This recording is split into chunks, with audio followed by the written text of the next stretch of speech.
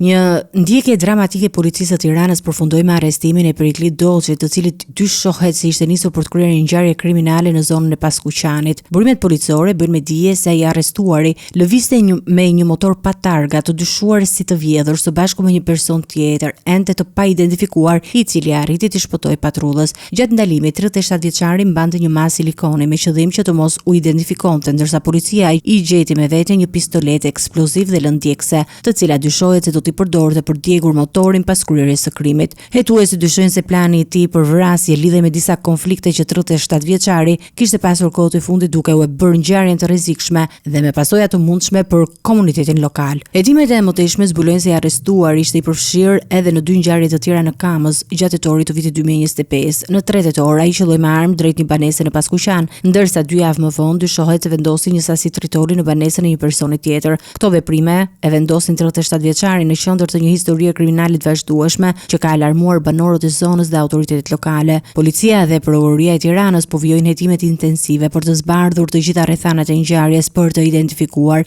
personin tjetër të përfshirë në këtë plan kriminal dhe për të parandaluar çdo akt të mundshëm të dhunës. Një hetim i tillë synon jo vetëm arrestimin e autorëve, por edhe parandalimin e rreziqeve të ngjashme në të ardhmen, duke garantuar sigurinë e qytetarëve në zonën përreth Paskuqanit dhe Kamsës.